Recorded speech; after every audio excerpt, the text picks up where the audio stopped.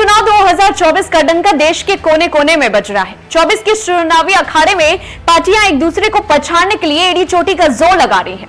और तो और भाजपा को कैसे हराए, इसके लिए मानो बौखला सी गई है।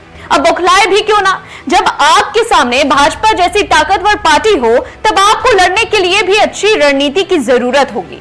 अब 2024 के इस अखाड़े में एक और जहां विपक्षी गठबंधन इंडिया है तो दूसरी ओर भाजपा, लेकिन बीच में एक पार्टी ऐसी भी है जिस पर फिलहाल देश भर की निगाहें टिकी हैं। जी हां, हम बात कर रहे हैं बसपा की। इन दिनों मायावती की पार्टी काफी सुर्खियां बटोर रही है। कारण है लोकसभा चुनाव में आखिर किसके साथ करेंगी गठबंधन। लेकिन आज जो हुआ उसके बाद मानो राजनीति में एक और भूचाल सा आ गया।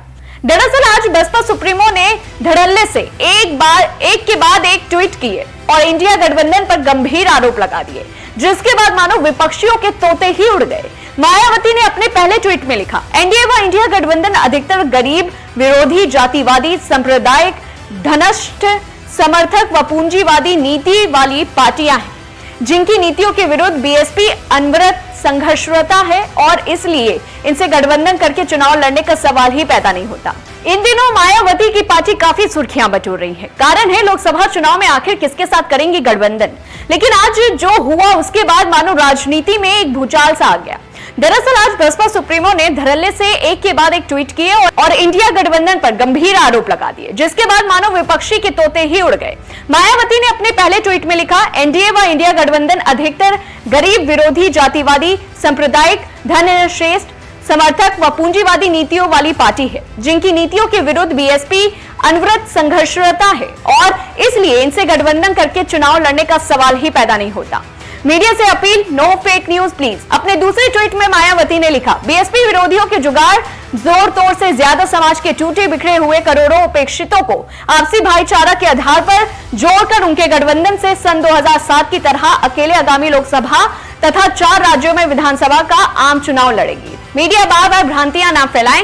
इसी के साथ बसपा सुप्रीमो ने अपने तीसरे ट्वीट में कहा कि वैसे तो बीएसपी से गठबंधन के लिए यहां सभी आतुर हैं, किंतु ऐसा ना करने पर विपक्षी द्वारा खिसियानी बिल्ली खंबा नोचे की तरह भाजपा से मिली भगत का आरोप लगाते हैं। इनसे मिल जाए तो सेक्युलर, ना मिले तो भाजपाई। यह घोर अनुचित तथा अंगूर मिल जाए तो ठीक, वरना अंगूर खट्टे हैं कि कहावत जैसी। अब बसपा सुप्रीमो के इन बयानों से ये तो साफ है कि वो फिलहाल किसी भी गठबंधन का हिस्सा नहीं बनेंगी। साथ ही मीडिया को भी हड़का दिया कि कोई भी गलत खबरें ना चलाई जाए। आपको बता दें कि हाल ही में बसपा सुप्रीमो ने साफ तौर पर कहा था कि वो किसी भी पार्टी के साथ गठबंधन नहीं करेंगी। अब जैसे ही इसका ऐलान हुआ, सियासी गलियारों में मानो हल्ला कट गया। हालांकि इसके बाद ये भी सामने आया कि विपक्षी गठबंधन ने मायावती को 1 सितंबर को मुंबई में होने वाली बैठक में भी शामिल होने का न्योता दिया था, जिसके बाद बसपा सुप्रीमो ने शामिल होने के बदले 40 सीटें मांग ली। जबकि राजनीतिक विशेषज्ञों का मानना है कि मायावती अपने पत्ते सही समय पर ही खोलने का इंतजार कर रही हैं। हालांकि यह देखना दिलचस्प होगा कि अब क्या आने वाले समय में मायावती फिर पलटी मारेंगी। आपकी इस खबर पर क्या राय है, हमें कमेंट बॉक्स में जरूर बताएं। तब तक के लिए देखते रहिए हिंद टीवी।